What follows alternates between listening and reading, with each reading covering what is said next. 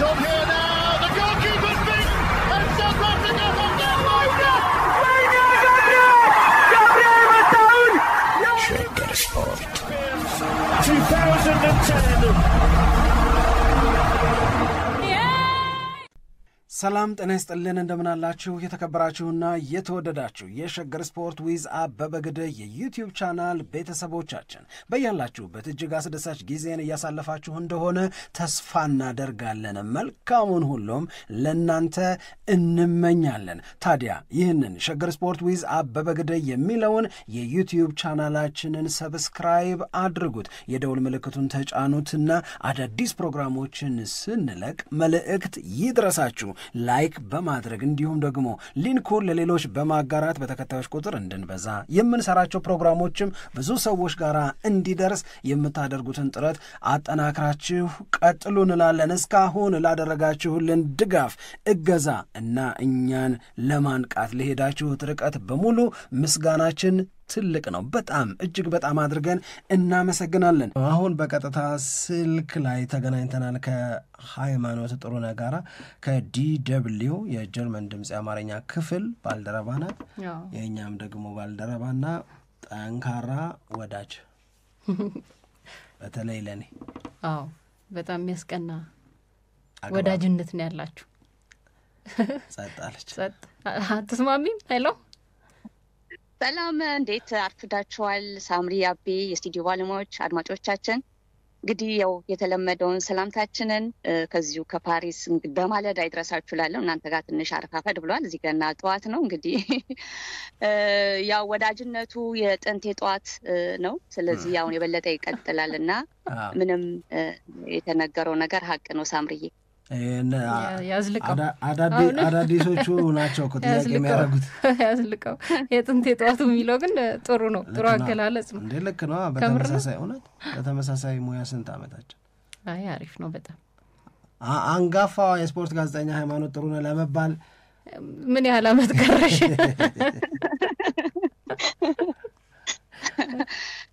እንግዲህ ያው ጊዜ ይሄዳል። ዋናው በሙያው መቀጠል ነው እንጂ ምንም አመት እንትን አይደለም። ምንድነው ቁጥር ነው አመት። ግን ሁሌም ሙያው አዲስ ነው። አዲስ ነገር ጋር ነው ሁሌ ያለውና በተለይ ደግሞ እንዲህ ከሀገር ወጣህ በሙያህ መቀጠል በጣም ትልቁ ነገር እሱ ነውና እኔ ያው በጣም ደስተኛ ነኝ። እንግዲህ ደግሞ እንዲሁ ከድሮ ጀምሮ ከማውቃቸው ባልደረቦቼ ጋር ደግሞ እንዲህ በስራ መቀጠል ደግሞ የበለጠ የሚያስደስተኝ ጉዳይ ነው። እሺ ሃይሚ በጣም እናመሰግናለን። ያው መንደርደሪያው ጥሩ ነው። ጥሩ ነው። ዛሬም ያው የተለያዩ ጉዳዮች እናነሳለን። በተለይ ደግሞ የብሔራዊ ቡድን ጨዋታ ጊዜ ላይ ስለሆነ የምንገኘው አንቺ በምትገኝበት በፈረንሳይ በፓሪስ ከተማ የፈረንሳይ ብሔራዊ ቡድንን በተመለከተ ምን እየተባለ ነው የሚለውን ለመነጋገር ነው ፍላጎታችን። ምሽቱን በተደረገውት ጨዋታዎች እንግዲህ የፈረንሳይ ብሔራዊ ቡድን አንደኛው ተሳታፊ ነበረ በኔሽንስ ሊግ እና በክሮሺያ 2-0 በሆነ ውጤት ተሸንፏል።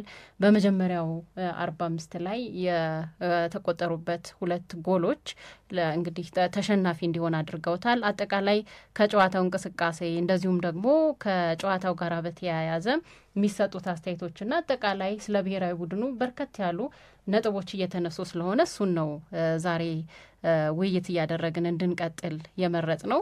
አስቀድመን ግን ስለ ጨዋታው የተወሰኑ ነጥቦችን የምታነሺ ከሆነ ከዛ ጋር በተያያዘ ያሉትን መረጃዎች ብናይ ጥሩ መንደርደሪያ ይሆናል ብለን እናስባለን።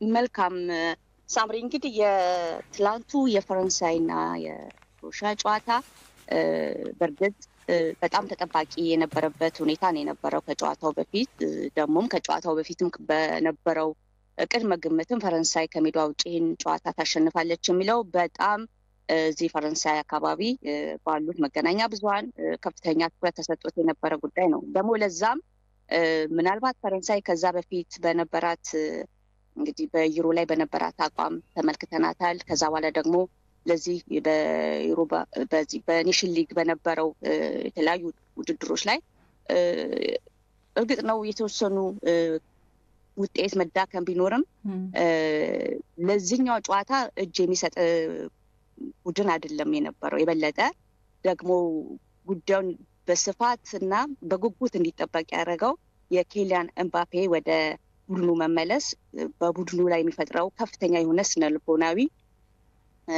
ጥሩ ስሜት ስለሚኖር አንድ እሱ ነው። ሁለተኛ ነገር ደግሞ እንደምታውቂውም በዚህ ቻምፒዮንስ ሊግ የፓሪስ ሳን ጀርማ ውጤት ከምንም ጊዜ በላይ ከፍ ብሎ መታየት ተጫዋቾቻቸውም በስነልቦና በጣም የተደራጁ ሆኖ መምጣት ለብሔራዊ ቡድኑም የሚያመጣው አንዳች የሆነ ፋይዳም አለ ተብሎ ስለታመነበት በጣም ከፍተኛ የሆነ ጉጉትና ከፍተኛ የሆነ ትኩረት ነው የነበረው።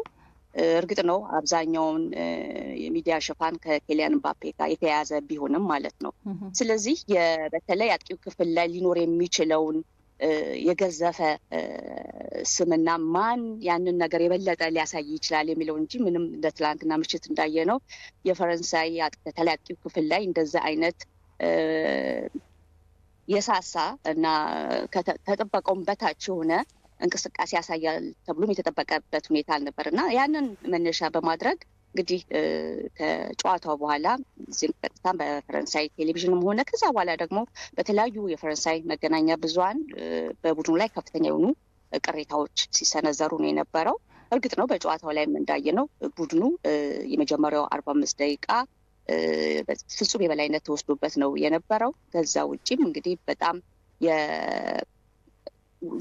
ጨዋታውን የመቆጣጠር እንደገና ደግሞ ፓሶችን የመፍጠርን እድሎችን የመፍጠር ችግር በጣም ታይቶበት ነው የነበረው።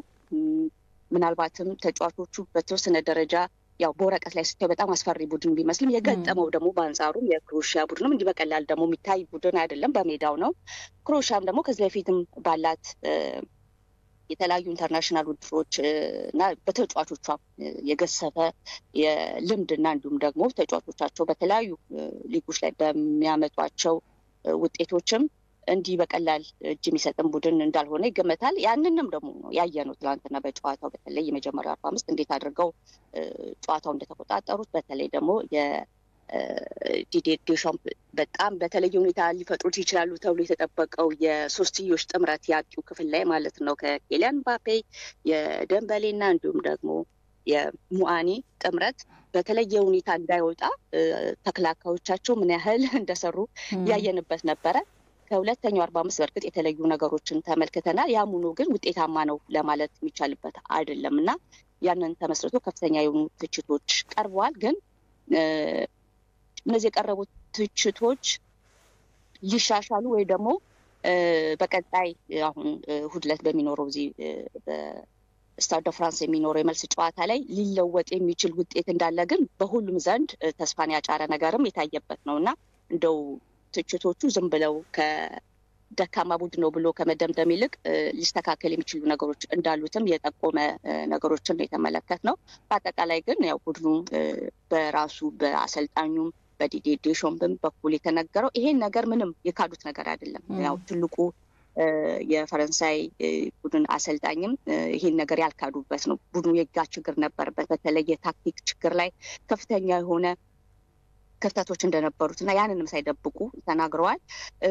ከዛ በላይ ደግሞ በጣም ልታደንቂያቸው የሚገባው ብዬ የማስበው ለተቃራኒ ቡድናቸው የሰጡት ክሬዲት ነው። ጨዋታውን ምንም እንኳን የመጀመሪያውን ጨዋታ በክሮኤሺያ በላይነት የሄደ በኋላ ደግሞ ፈረንሳይን በተወሰነ ደረጃ ነገር ለማስተካከል የሄደችበት ነገርም ቢኖር ተጋጣሚያቸው ቡድን ግን ምን ያህል ጠንካራ እንደነበር በይፋ የገለጹበትና የመሰገኑበትም ነገር ተመልክተናል። ከዛም ውጪ ተጫዋቾቹ ከጨዋታም በኋላ የሰጡትን አስተያየትን ስንመለከት እንግዲህ አብዛኞቹ በትላንትና በነበረው የጨዋታ ሂደት ላይ የነበሩ ክፍተቶችን ከራሳቸው ድክመትም የመጣ እንደሆነ በይፋ የተናገሩበት ነው። ሁሉም ግን አሁንም ተስፋ የመቁረጥ ነገር አይደለም በተጫዋቾቹ ዘንድ ያለው። ስለዚህ እንግዲህ ፓሪስ ላይ እንገናኝ ብለዋል። እንግዲህ እሑድ ዕለት የሚሆነውን የምናይ ነው የሚሆነው። እንግዲህ ከታሪክም አንጻር ከዚህ በፊትም ፈረንሳይ እንግዲህ በ2013 ዩክሬን ጋር እንዲሁም ደግሞ በ2014 እንዲህ በሜዳዋ በጣም በወሳኝ ጨዋታ ተሸንፋ በኋላ ላይ ያን ውጤት የቀየረችበት እና እንግዲህ በጣም በጥሩ ሁኔታ ውድድሯን የጨረሰችበት ነገር ስላለ ምናልባት ያ ነገር ይደገማል የሚል ነገር አለ። ከዛም ባለፈ ደግሞ የቅርቡ የፓሪስ ሳን ጀርማ ውጤትም እንግዲህ ሌላው ማሳያ ስለሆነ ለፈረንሳዮች ይሄ እንደ መጽናኛ ነውና የመጀመሪያው መሸነፍ እንደው ማለት በጣም እንደ ድክመት ብቻ የታየበት አይደለም ከጥሩ መስናኛ ጋር ነው እንግዲህ እየተቀበሉት ያሉት ለማለት ነው።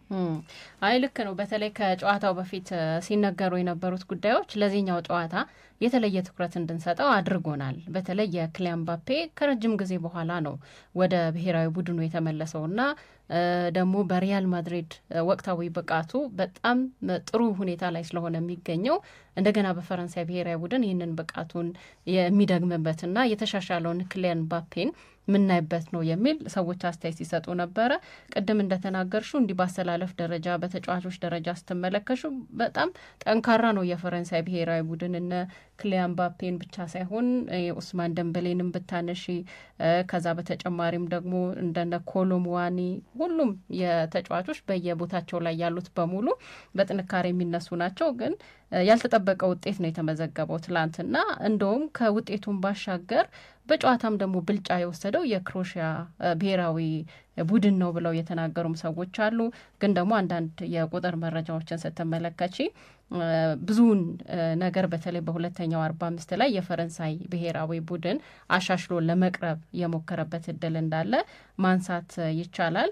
ለማንኛውም ግን የፈረንሳይ ብሔራዊ ቡድን ላይ እንግዲህ የተቆጠረው የመጀመሪያው ጎል ያው በግንባር ወይንም ደግሞ በቴስታ የተቆጠረ ጎል ነውና በተለይ የፈረንሳይ ብሔራዊ ቡድን ባለፉት ተከታታይ 3 ጨዋታዎች ለአራተኛ ጊዜ የቴስታ ጎል አስተናግዷል እና ይሄ በጣም ለየት ያለ ነው ተብሎ ሲገለጽ ነበር። ምክንያቱም 4 የጭንቅላት ኳስ ለማስተናገድ ከዚህ በፊት የፈረንሳይ ብሔራዊ ቡድን 53 ጨዋታዎች ነበረ ይወሰዱበት እና አሁን ደግሞ በ3 ጨዋታዎች 4 ጎሎችን ማስቆጠሩ እዚህ ላይ ያለው ክፍተት የበለጠ የታየበት ነው የሚል ሀሳብ አለ። ሌላ በዚህ ጨዋታ ላይ ከተመዘገቡ ሪከርዶች መካከል ለክሮኤሽያ ብሔራዊ ቡድን ጎልም አሲስትም ያደረገው ፐርሲች ነው። እሱ ዋይኒ ሮኒ በ2015 የፈረንሳይ ብሔራዊ ቡድን ላይ ጎልም ካገባ እንደዚሁም ደግሞ አሲስት ካደረገ በኋላ ሌላ ተጫዋች ይህንን ታሪክ ብሔራዊ ቡድኑ ላይ መስራት አልቻለም ነበረ። ስለዚህ ትናንትና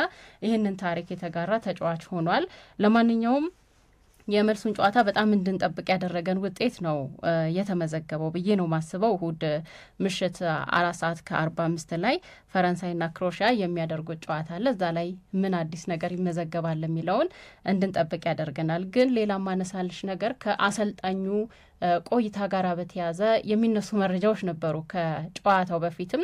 እንደውም በቀጣይ የፈረንሳይ ብሔራዊ ቡድንን የሚያሰለጥነው ዚነዲን ዚዳን ካልሆነ እንገረማለን የሚል በጣም ጠንከር ያለ አስተያየት ሁሉ የሰጡ ሰዎች ነበሩና ከአሰልጣኙ ቆይታ ከቀጣይ የብሔራዊ ቡድኑ አሰልጣኝ ጋር በተያያዘ ያሉት አዳዲስ ነገሮች እንዴት ነው የሚታዩት? አይሚ እንግዲህ ይሄኛው ብዙ እያነጋገረ ያለው ከብሔራዊ ቡድኑ ጨዋታ ጎን ለጎንም ይሄ ጉዳይ ነበረ። በተለይ ዲዴ ዴሾምፕ ያው በይፋ ከ2026 የዓለም ዋንጫ በኋላ ኃላፊነታቸውን እንደሚለቁ በይፋ ተናግረዋል። በእርግጥም ይሄ አስቀድሞም ሲጠበቅ የነበረ ጉዳይ ነው። እንደምታስታውሱት እንግዲህ የእሳቸው ኮንትራት ወደ 2026 ሲራዘም ብዙ ነገሮች አነጋጋሪ ነበሩ።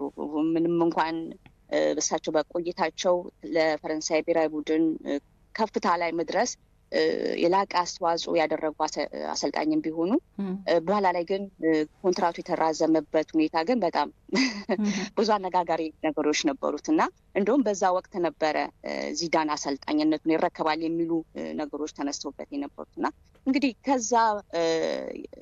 በዛ ወቅት ላይ በተፈጠረው አንዳንድ ነገሮችም የፈረንሳይ እግር ኳስ ፕሬዚደንት በሰጡት አስተያየት በተለይ ከዚዳን ጋር በተያያዘ ዋጋ እንዳስከፈላቸው የምናስታውሰው ነው። ከስልጣናቸው ሁሉ እንዲነሱ ምክንያት ሆኗል እና ቀላል ጉዳይ አይደለም። ይሄ አሁንም እንግዲህ የዚዳን ስም ረጅም ጊዜ በኋላም ተመልሶ ከብሔራዊ ቡድኑ ጋር የተነሳበት ጉዳይ ነው ያለው።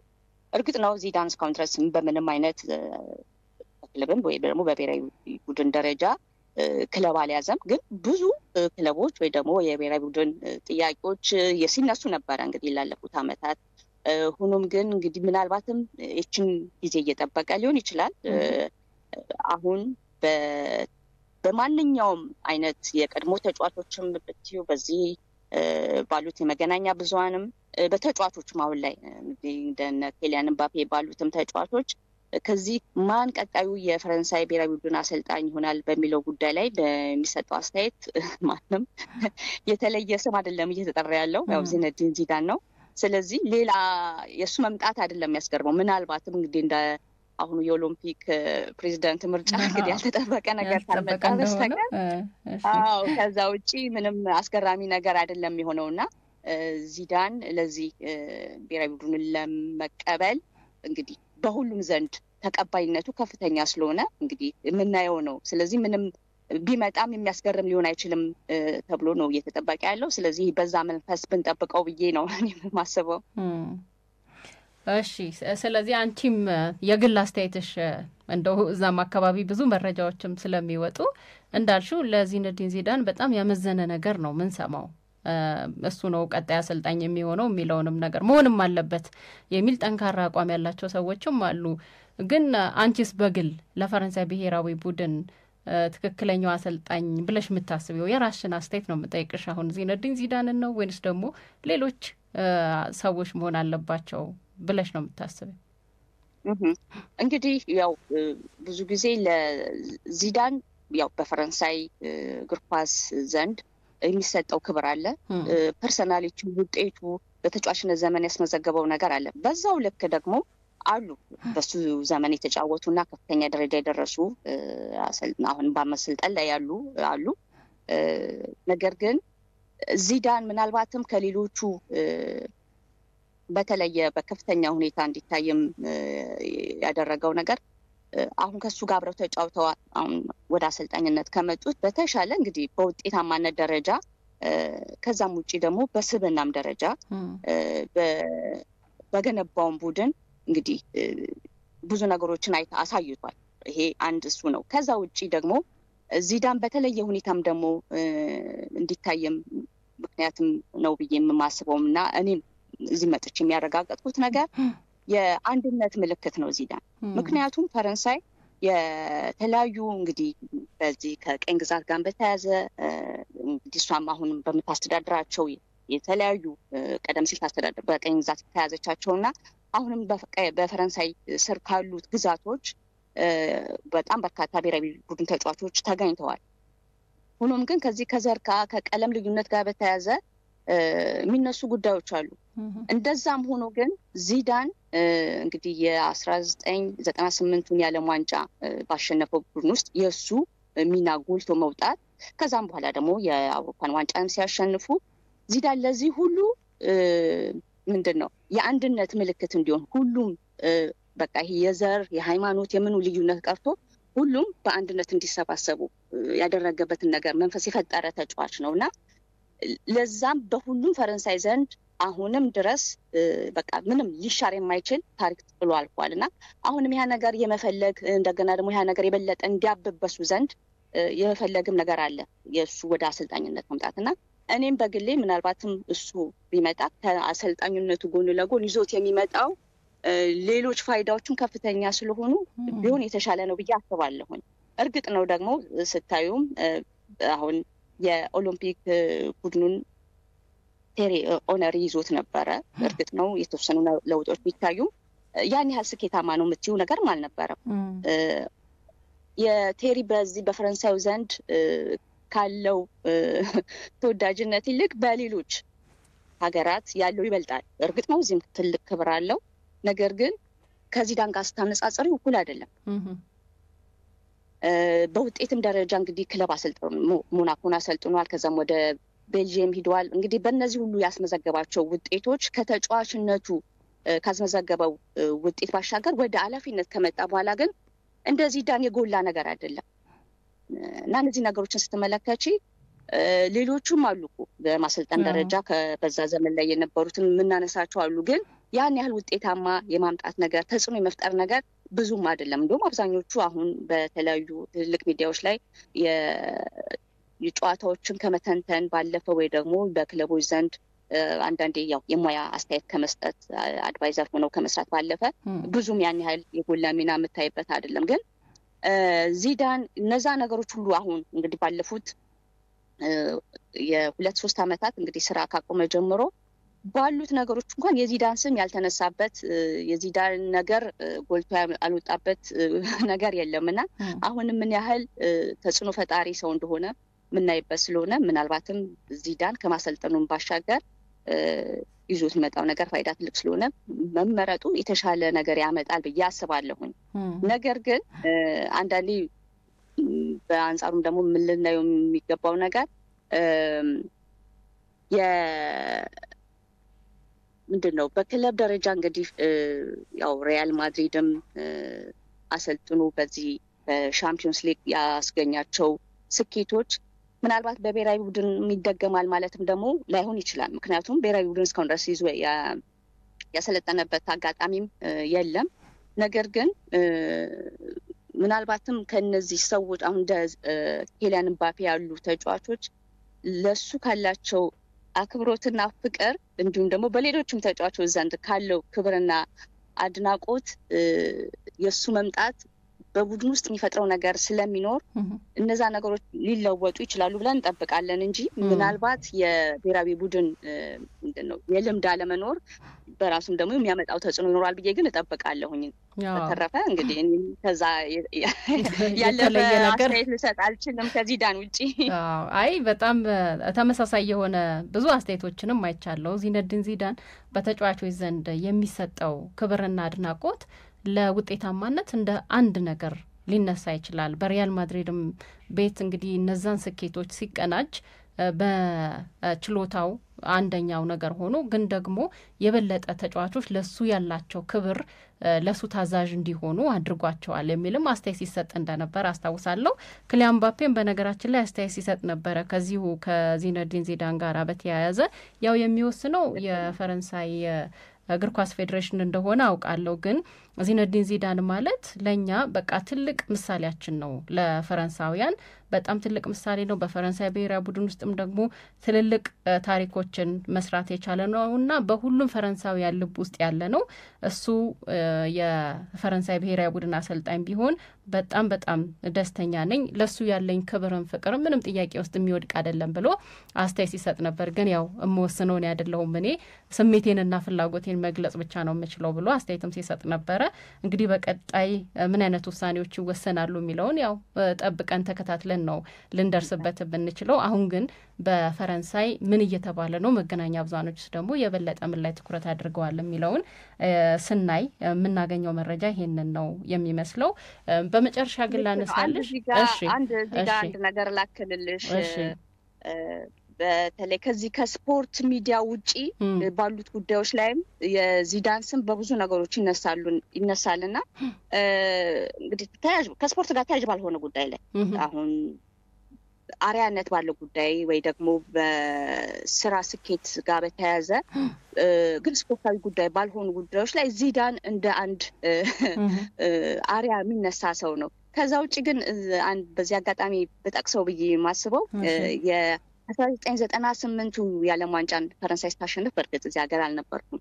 ነገር ግን የ2018ቱን ስታሸንፍ እዚህ ነበርኩኝና እዚህ በነበረው አቀባበልም በቤተ መንግስትም እንዲሁም ደግሞ እዚህ ሾንዘሊዜ በሚባለው የፈረንሳይ ማለት የፓሪስ ዋና ጎዳና ላይ ከምሽቱን ጀምሮ እንዲሁም ደግሞ በነበረው አቀባበል ላይ የነበረውን የደስታ ስሜት አብሬ ለማጋራት ችያለሁኝና እውነቴን ነው የምልሽ በዛ ወቅት ላይ ከህብረተሰቡ ዘንድ የነበረውን ነገር ስታይ ዚዳን እንግዲህ የቡድኑ አባል አይደለም ምንም አይደለም፣ ግን የዚዳን ስም ምን ያህል ከፍ ብሎ የዚዳን ክብር ምን ያህል ከፍ ብሎ በነበረው ህብረተሰብ ዘንድ ስመለከት ምን ያህል ዚዳን ያላቸውን ፍቅርና ክብር ፈረንሳዮች የሚገልጹበትን ነገር በአይኔ ለማየት የቻልኩበት ነው። ከዛ ውጪ ጥቁራቲው አረባቲው ፈረንሳይ ነጭ በቆዳ እንዲህ የሚባለው ነገር እንኳን የለም። ያ ነገር የጠፋበት ነገር ነውና ሁሉንም በአንድ ፈረንሳይ ስም አንድ ላይ ያቆመ ነው። ከሄነሪም የበለጠ ነው ለሱ ያላቸው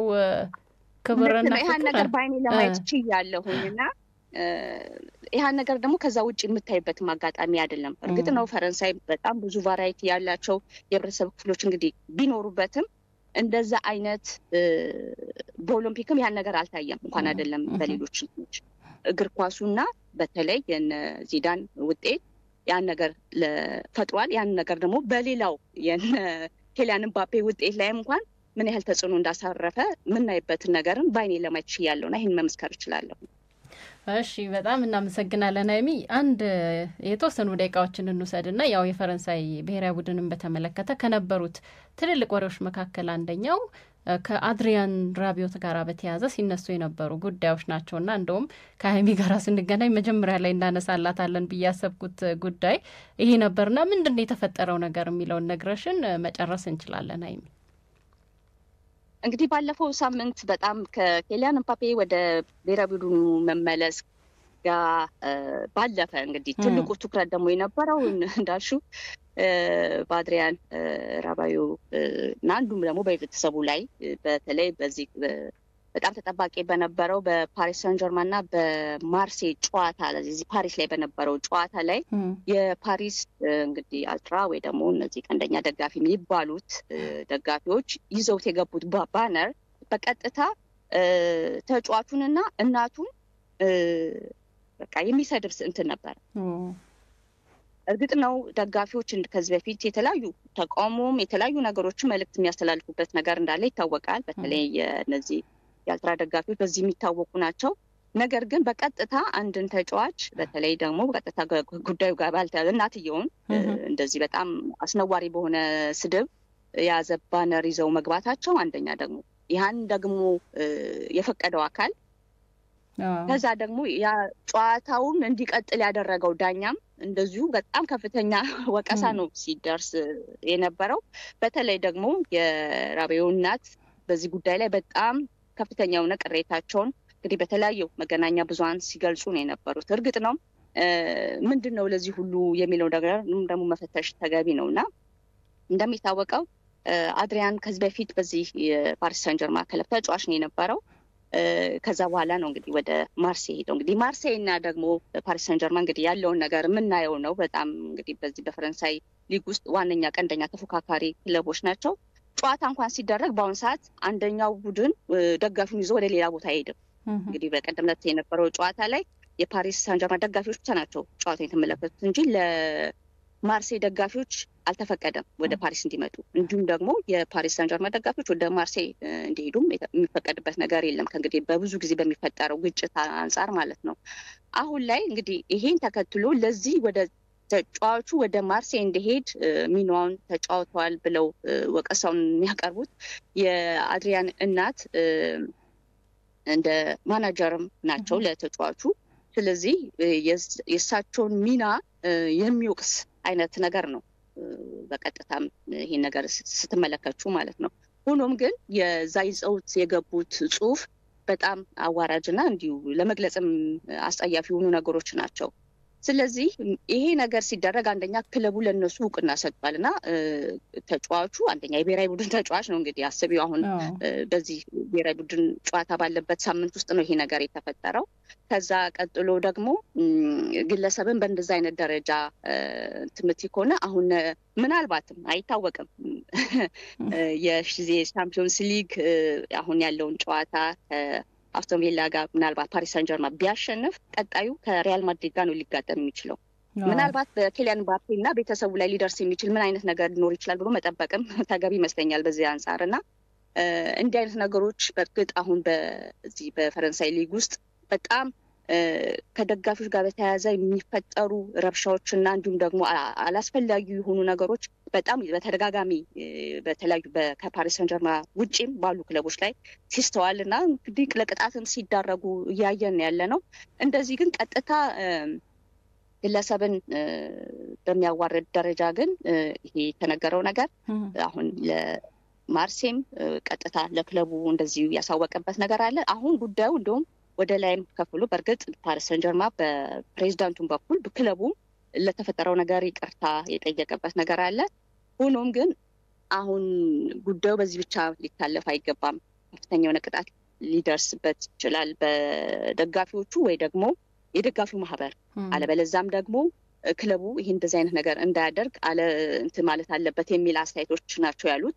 በተለይ የአድሪያን እናት ለዚህ በጣም ከፍተኛ የሆነ ነገር እንዲህ አይነት ነገር ሲፈጠር በፓሪስ ሳን ጀርማን የሚናገር አካል የለም። ምክንያቱም የመፍራት ያው አንደኛ ካለው የፋይናንስም የግዝፈትም ደረጃ ብዙ ጊዜ ነገሮች እንደው ከላይ ትንሽ ተብለው ያልፋሉ እንጂ ምንድነው በጣም አስተማሪ የሆነ ቅጣት ክለቡ ላይ ሲደረግ አናይምና አሁን ግን አንድ ነገር መደረግ አለበት የሚል አጽንኦት ሰጠው ነው እየተናገሩ ያሉትና እንግዲህ በቀጣይ ምን ይሆናል የሚለው ነገር አብረን ነው የምናየው። በርግጥ የራባዩ ወደ ብሔራዊ ቡድኑ አሁን ሰሞኑን ስልጠና ከገባ በኋላ በተለይ የብሔራዊ ቡድኑ ተጫዋቾች ለተጫዋቹ ያላቸውን ድጋፍና የተደረገው ነገር ማግባብ እንዳልሆነ በይፋ በተለያዩ በተገኙበት ጋዜጣዊ መግለጫም እየተናገሩ ነው ያሉት። እንግዲህ አሰልጣኝ ዲሾምፕም እንደዚሁ ይሄ ነገር ተቃውሟል። ምናልባትም አሁን እሁድ ዕለት በዚህ በስታድ ደ ፍራንስ በሚኖረው ጨዋታ ላይ እንግዲህ ለዚህ ምላሽ የሚሆን ነገር ሊኖር ይችላል። እንግዲህ አብረን የምናየው ነው የሚሆነው። እሺ እሱን አብረን እናያለን። በጣም እናመሰግናለን ሀይሚ ስለነበረን ቆይታ። የተለያዩ መረጃዎችን ከፈረንሳይ ብሔራዊ ቡድን ጋር በተያያዘ ስንመለከት ነበረ። በሚቀጥለው ሳምንት ደግሞ በሌላ ርዕሰ ጉዳይ እናገኝሻለን። እናመሰግናለን ሀይሚ። መልካም ቀን፣ መልካም ሳምንት። እኔም ለነበረኝ ቆይታ እጅግ አድርጌ ያመሰግናለሁ። እንግዲህ ላንቺም ላቤም ለስቱዲዮ ባለሙያዎችና ለአድማጮቻችን መልካም ሳምንት እንዲሆንላችሁ ደግሞ የሳምንቱ መጨረሻም እንዲሆንላችሁ ከወዲሁ እመኛለሁ። መልካም ጊዜ።